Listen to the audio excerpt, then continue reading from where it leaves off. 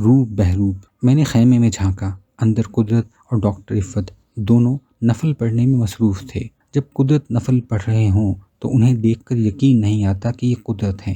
ایسے لگتا ہے جیسے کوئی اور آدمی ان کا روپ دھارے کھڑا ہوا ہو، لیکن انہیں روپ دھارنے کا سوال ہی پیدا نہیں ہوتا، کیونکہ اس وقت ان کا اپنا روپ تو ہوتا ہی نہیں۔ نفل یا نماز پڑھتے وقت ان کا چہرہ مسخ ہو جاتا ہے، یوں مسخ ہو جاتا ہے جیسے کانچ اور گلاس ضرب کھا کر ریزہ ریزہ ہو جائے، لیکن ریزے ایک دوسرے سے جڑے رہیں، الگ الگ نہ ہوں۔ ان کے چہرے سے ذہانت موقوف ہو جاتی ہے اور شخصیت کی وہ چمک جو عام زندگی میں ان کے چہرے پر آتی جاتی رہتی ہے، اس کی آمد کا امکان سرے سے ختم ہو جاتا ہے۔ اس وقت ایسا لگتا ہے جیسے اس شخص کو دانشور سے دور کا واسطہ نہ ہو۔ اس وقت ان کے چہرے پر وہ نورانیت بھی نہیں ہوتی جو اللہ کے ان بندوں کے چہروں پر صاف نظر آتی ہے جنہیں علم ہوتا ہے کہ وہ اللہ کے بندے ہیں، اور وہ اس احساس پر ایک انجانی مسرت سے لبریز ہوتے ہیں۔ قدرت کا چہرہ ریزہ ریزہ ہو رہا تھا، اس کے شانے یوں گرے گرے تھے جیسے